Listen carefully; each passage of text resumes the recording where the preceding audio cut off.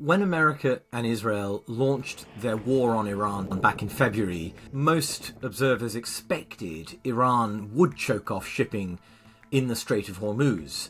I think very few people expected that less than 2 months later, Donald Trump would essentially do the same thing himself. I think Trump hopes that economic strangulation of Iran is going to work where bombardment has failed. It's a gamble, and I think a dangerous one, that could compound the global energy crisis and lead to another fresh round of escalation in this war. So explain the fuller rationale here. I think the rationale here is quite simple, Rosie. It's America saying, look, if Iran's not allowing other people's ships to pass by threat of missile attack or drone attack or mines, then Iran's shipping will not be allowed to pass either. That's quite straightforward in military terms. America can board and seize ships very easily. It did, you might recall, 10 tankers linked to Venezuela, I think, in the last sort of six months or so. It's the economic and political aspects are trickier. The aim is probably to sever Iran's economic lifeline and make the regime plunge into some sort of economic crisis, and then it will have to make a deal with America over what proved to be the sticking points in these talks we just had in Islamabad, over its nuclear program and one or two other things. I think in practice it's going to be a lot harder than that. Just explain to me how America is actually enacting this blockade and whether you think it will achieve those aims you've outlined. The mechanism is that America's Central Command, which is the branch of the Pentagon that runs operations in the Middle East, has said it will basically impose a blockade on all ships that originate in Iranian ports or go through Iranian coastal waters. And it will do that impartially. That is, Iranian ships, Chinese ships, whatever, it doesn't matter. And that's a requirement of blockades under international law, that they're enforced in that impartial way. And what they're trying to do essentially is say, if a country is trying to use Iran's so-called toll booth system, that is, getting permission from the Revolutionary Guards, paying a fee to Iran, these ships are typically going through Iran's coastal waters, very close to Iran's coastline. And this is a way of saying, if you do that, we will come and get you at the other end. Now, I think that's going to be enforced in the Gulf of Oman, rather than going all the way up into Hormuz at that choke point. You know, why would you be trying to board ships in such a dangerous area? And I think we're going to have a test of this very soon, because there has been a Chinese tanker. In fact, I think it's a falsely flagged tanker. It's already heading out through Hormuz overnight, this morning as I'm talking to you, Rosie. So we'll find out exactly what happens. But I think the point is that if you do enough of this, Iran's oil exports will eventually be disrupted. The problem is that Iran's just not exporting all that much oil at the moment. And if you think back to 2020, Iran's oil exports dipped well below, I think it was 400,000 barrels per day.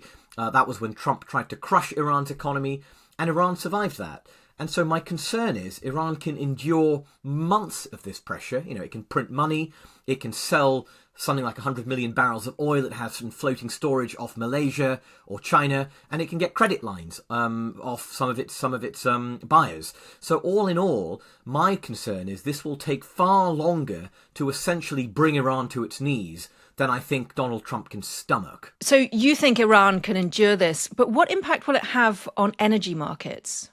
Well, that's exactly why I think it's going to be difficult for Donald Trump to endure this, because the loss of Iranian output is not in itself catastrophic. The big problem is that I think Iran's going to respond to this by attacking or restricting neutral shipping as well, to say, well, if you blockade our ships, we'll go back to blockading all of yours.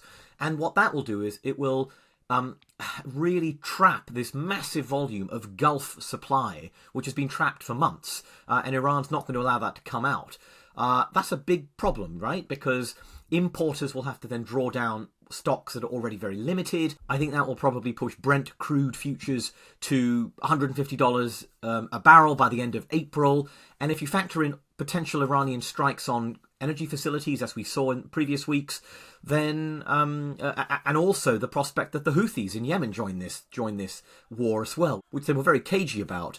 I think you're going to see a serious tightening of oil markets again, just as the traders were sort of breathing a sigh of relief and saying, maybe it's back to normal now. And presumably this will affect other types of ships and shipping as well. Absolutely. As I said, a Chinese tanker is already trying to get out of Hormuz. What's going to happen? Is America going to seize a Chinese tanker? And it's not just China. It's oil that's been bound for China, Pakistan, Thailand. All of it moved out of Hormuz in the days after the ceasefire. I think I've certainly seen French and Turkish ships send their vessels through Hormuz prior to that point, and seemingly with Iranian consent. So whilst for example, the Indians say we haven't paid Iran a toll to get through, we haven't paid Iran a fee, and that's what Donald Trump said was his real concern. But if you look at the rules of this blockade set out by the Pentagon, they say any ship going through Iranian coastal waters, coastal areas, or ports is going to be subject to this blockade impartially. And that would probably cover lots of these ships. So you have the prospect of America imposing a blockade that will affect not just adversaries like China, but many of its allies, partners and friends, like Pakistan, like Thailand, like the French, like the Turks. And I think that that's going to be diplomatically very difficult for the US to handle, because it will be compounding this energy crisis, blockading friendly shipping, and, of course, probably triggering another round of escalation. You said at the top that it was a dangerous gamble. Could it pay off? Well, look, if this really succeeds in choking off Iran's hard currency access, if it generates an economic crisis in Iran and hyperinflation as the currency devalues and the government prints money, all while curbing the impact on oil prices, curbing the impact on commodities, as we've discussed, Rosie, it's not just oil going through the Hormuz. If it can limit military escalation, then yes, perhaps it brings Iran to its knees, back to the negotiating table, and the regime says, okay, we're willing to negotiate on our 400 kilograms of highly enriched uranium, on the future of enrichment. And there are some reports Iran was discussing, a sort of 20-year moratorium on enrichment, which would be quite a big deal if it had agreed to something like that. I am doubtful. I think Iran, as you know, Rosie, feels like it won that first round of hostilities. Not that it didn't come out very badly, but that it survived. It controlled Hormuz. It had its nuclear stockpiles in its hands at the end of this conflict. And I think it will look at the situation here and say, Donald Trump has midterm elections in, 7 months?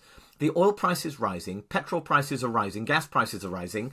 In that situation, who can hold out longer? The theocratic regime that has survived against, a siege since 1979? Or an American government who is led by a man who's well known for, how should we say it, backing away from the precipice from some of these confrontations, and who has this major electoral contest coming up over the horizon, where voters are already unhappy with his performance on the war and with inflation. In those circumstances, I reckon Iran thinks it can outlast an American blockade. Shashank, thank you very much for talking to me. Thanks very much, Rosie.